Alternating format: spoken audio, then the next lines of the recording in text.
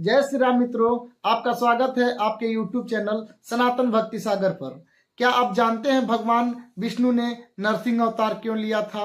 प्रहलाद को बचाने के लिए उन्होंने नरसिंह अवतार लिया था और होलिका दहन कैसे हुआ था, इसके बारे में आज हम लोग जानने का प्रयास करेंगे इस वीडियो में। जैसा कि आप जानते हैं, रोचक पौराणिक कथा नाम से एक प्लेलिस्ट बना हुआ है हमारे YouTube चैनल पर, जिसमें हम भगवान विष्णु के सभी अवतारों के बारे में डिटेल से देखने का प्रयास कर रहे हैं। पिछले वीडियो में हम लोग देखे थे कि भगवान विष्णु ने वराह अवतार लेकर हिरण्याक्ष का वध किया था। उसका चर्चा इसलिए मैं कर रहा हूं क्योंकि हिरण्याक्ष का वध भगवान विष्णु ने वराह अवतार लेकर किया था और उसी का भाई था हिरण्यकश्यप, जिसका वध करने के लिए भगवान विष्णु ने नरसिंह का अवतार लिया था।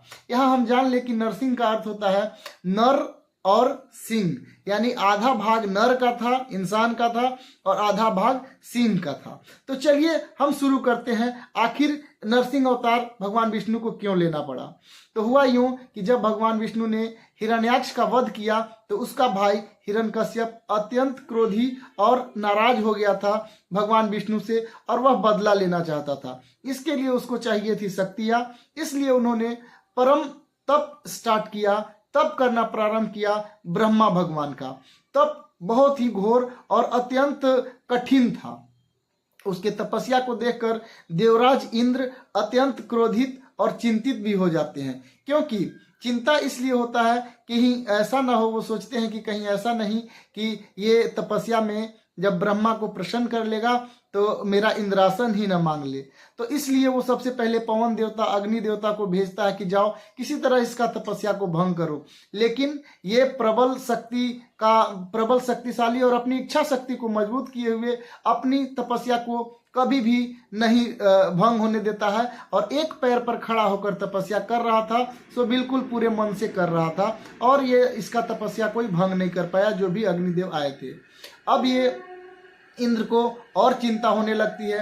तब वो सोचता है कि चलो इसकी पत्नी कयाधु उस समय गर्भवती थी और उनके गर्भ में प्रहलाद थे। तो सोचता है कि चलो सबसे पहले हम इसके राज्य पर आक्रमण करके इसके पत्नी का ही अपहरण कर ले रहे हैं, शायद इससे इसका तपस्या भंग हो जाएगा। ये सोचने लगेगा, इसको बताया जाएगा, सूचना मिलेगी कि इसके पत्नी का अपहरण हो गया तो शायद ये अपना तपस्या को छोड़ देगा। लेकिन वो आक्रमण करके जैसे ही इंद्र ले जा रहे थे कयाधु को आकाश मार्ग से, और तभी देवराज इंद्र को रोकने के लिए नारद जी आ जाते हैं और बहुत समझाते हैं किसी तरह से, और बोलते हैं कि आप पत्नी एक स्त्री, अबला स्त्री को आप अपहरण नहीं करिए, ये अत्यंत पाप है। बहुत तरह से समझाते हैं। उसके बाद कयाधु को इंद्र ले जाने से मना कर देते हैं और कयाधु चल जाती है देवर्षि नारद के आश्रम में, और इस तरह से इसका तपस्या भंग नहीं हो पाता है। और ये अपना जब तपस्या पूरा कर लेता है तब ब्रह्मा जी अत्यंत प्रसन्न होते हैं, और सचमुच इसने बहुत कठोर तपस्या किया था, और इस तपस्या का फल ये मिलता है कि ये मन चाहा वरदान मांगने को इच्छुक होता था, और ब्रह्मा जी इसको बोलते हैं कि मांगो, क्या वरदान मांगना चाहते हो। तो ये वरदान बहुत ही चालाक राक्षस था। ये सबसे पहले तो मांगता है कि मैं मरूं ही ना किसी से, ऐसा वरदान दीजिए। तब भगवान ब्रह्मा बोलते हैं कि नहीं, ये वरदान नहीं मिल सकता, क्योंकि जो जन्म लिया है उसे तो मरना ही होगा। तो ये जब ऐसा वरदान मांगता है तो ब्रह्मा बोलते हैं कि इसके अलावा कुछ भी मांगो, हम वो चीज तुमको देंगे।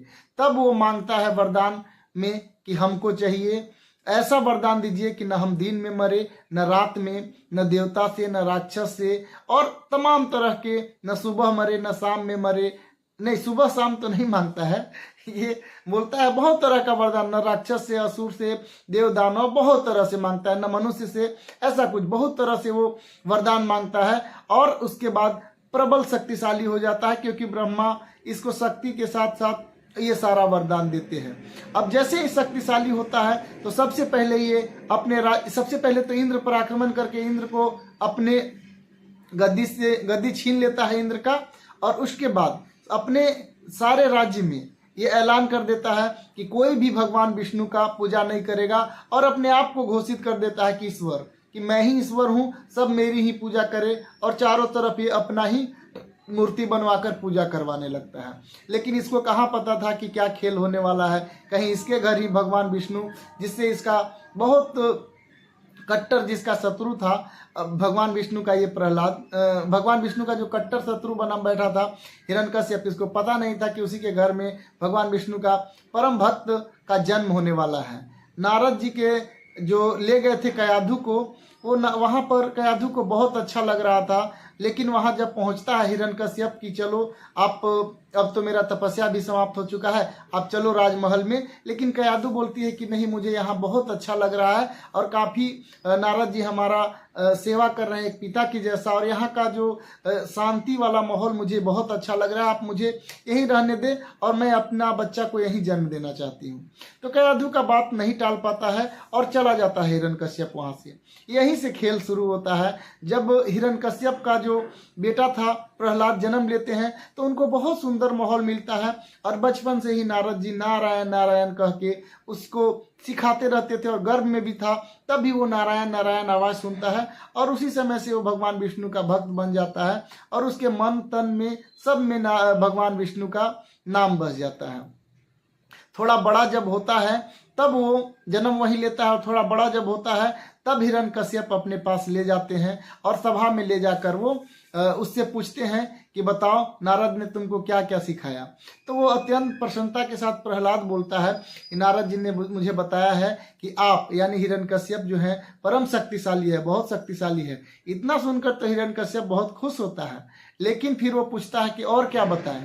तो उन्होंने बोला, तब वहाँ ये प्रहलाद बोल देता है कि ये हिरण्यकश्यप सोचता था कि ये स्वीकार कर लेगा कि मैं ही ईश्वर हूँ, लेकिन वो बोलता है कि आप बहुत शक्तिशाली हैं, और भगवान विष्णु के बारे में बोल देता है कि वही पूरे सृष्टि की रचना करने वाले हैं।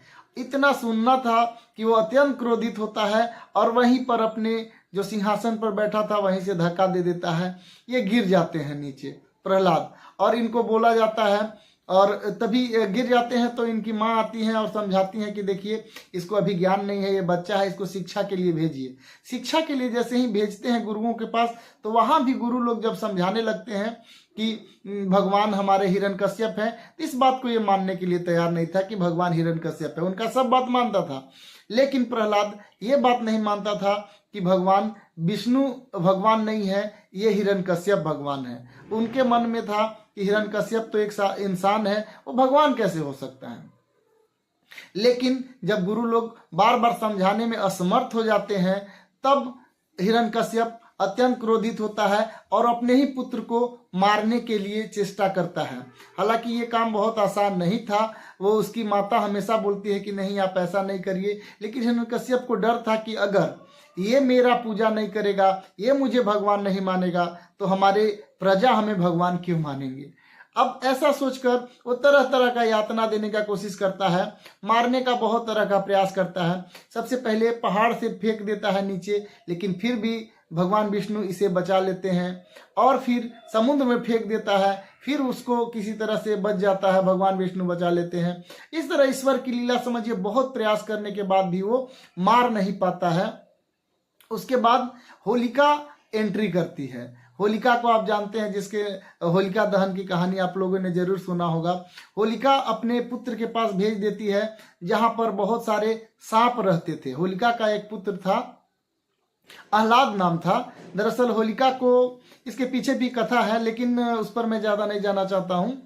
होलिका जो थी वो सोचती है कि अब भैया आप चिंता नहीं करिए, इसे मैं ही मार दूंगी। होलिका को वरदान था कि अगर कोई भी उन्होंने अग्निदेव को प्रसन्न करके ऐसा वरदान मांगा था कि एक चादर था जिसे ओढ़ के वो अग्नि में भी अगर बैठ जाए तो उसका अग्नि कुछ नहीं कर पाएगी। तो इसी वरदान का फायदा उठाकर वो सोचती है कि चलो मैं ही इसका वध कर देती हूँ, आप क्यों टेंशन ले रहे हैं। हिरण्यकश्यप भैया को बोलती है, हिरण्यकश्यप की बहन थी ये।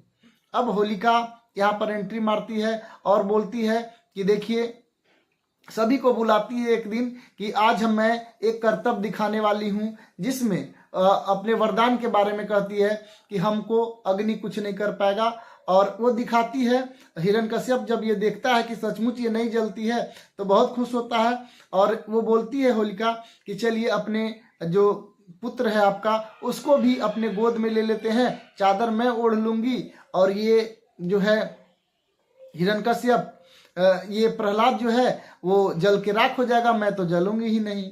अब इतना सुनकर हिरण्यकश्यप राक्षस था वो अत्यंत प्रसन्न होता है और बोलता है कि चलो ठीक है। अब अगला दिन यही होता है, हिरण्यकश्यप की जो बहन थी होलिका, उसके गोद में बैठकर आग लगा दिया जाता है, लकड़ी पर बैठाकर। आग जब लगती है तब ऐसा भगवान का संयोग देखिए कि ऐसा तूफान आता है कि उड़कर वो जो चादर था वो सारा चादर लपेट लेता है प्रहलाद को, जो बहुत कोमल हृदय का प्रहलाद था, उसके ऊपर, और होलिका जलकर राख हो जाती है।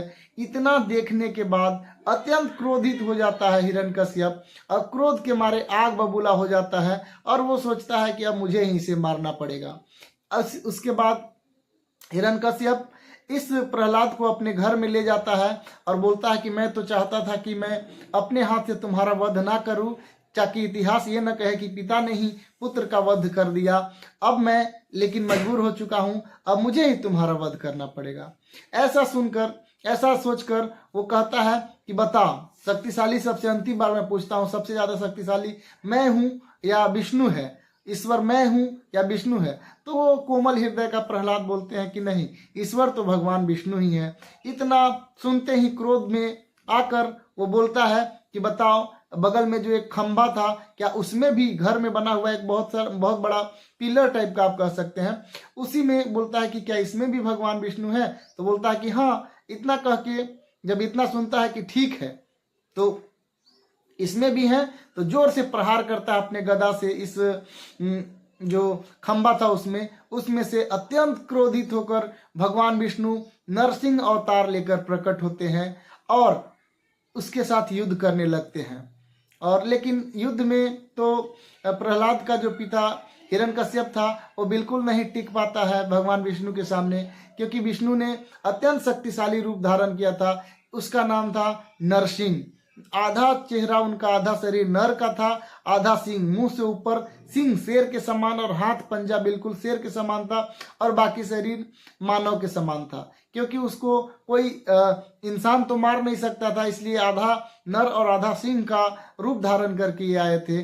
और इसको मारते मारते वो शाम हो जाती है युद्ध करते करते, और इसे उठा कर ले जाते हैं घर के जो चौखट था उस पर, क्योंकि इसको ये भी वरदान मांगा था कि न घर के बाहर मरूं न घर के अंदर। तो चौखट ना तो घर का अंदर का भाग कहलाता है न घर का बाहर का। उस समय शाम भी हो चुका था।